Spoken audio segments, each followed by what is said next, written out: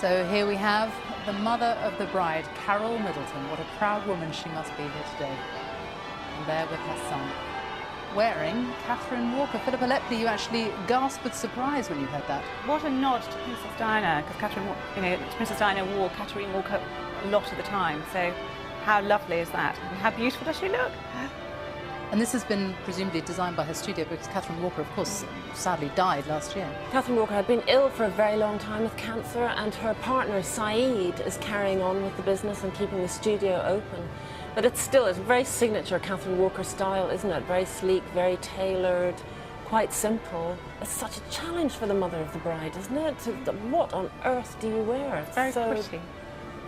And the colours, I think, are always difficult. Philippa, we were talking about that earlier, weren't we? How tricky the kind of mother of the bride palette is not always the easiest thing. And as we understand it, she has been through a few different designers before settling on this, but I mean, she looks stunning, isn't she? Stunning, and it fits beautifully, yeah? And but the hat's not too big, so... No, so you can see, and also, isn't it interesting, because it's not a cinched-in waist, so you can see that her waist is defined, but it's all quite, kind of vertical and slimming. It's great.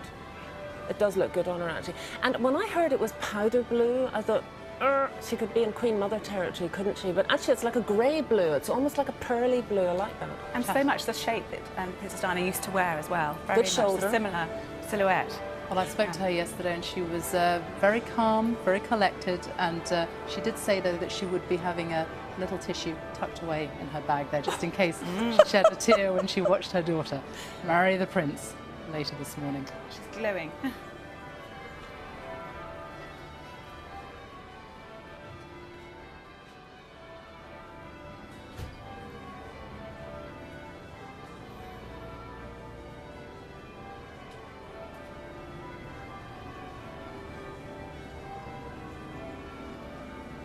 There she goes, heading down towards her seat, accompanied by her son, James. We've seen some wonderful outfits today, haven't we? Samantha Cameron looks stunning. Samantha Cameron, who went without a hat.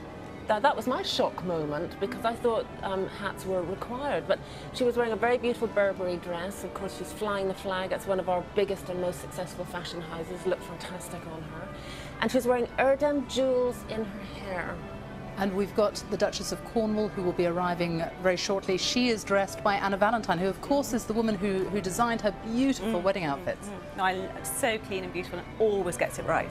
Really, really beautiful. When she arrives at the Abbey and sees this, her sister, Philippa, and these lovely bridesmaids and page boys. And they include Lady Louise Windsor, little Grace Van Katzemer's just 3, Eliza Lopez is 3, Billy Lowther Pinkerton, Tom Pettifer, Margarita Armstrong-Jones. A warm welcome from the Dean of Westminster. So these very important guests are safely here. Yeah, I think her father was struggling with that bit, wasn't he? And I can tell you now, it has just been confirmed that it is Sarah Burton at Alexander McQueen who designed this dress. A very popular choice. I am beside myself. This is such a fashion moment, I can't tell you. Sarah Burton has had the most extraordinary year, because really, tragically, we lost Alexander McQueen just over a year ago. She had to step into his shoes. She's been working at his right hand. Quite 50s, isn't it? It's exquisite. 2 meters 70 the train, and what a vision. It's exquisite. And it's made of ivory and white satin gazelle. Gazelle, okay, lovely. That is a fabulous dress.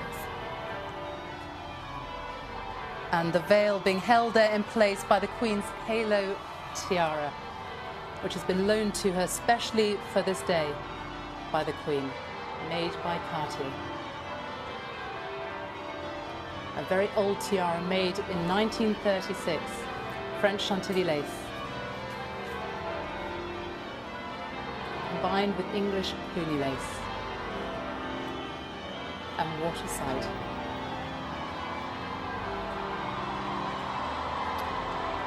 Actually, quite a short train in a way. It's a very modest train, but it's just perfectly proportioned. It's a cathedral-worthy dress. It really is.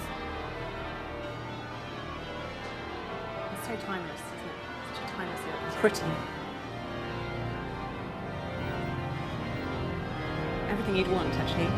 And her shoulders are covered, but it's still quite transparent.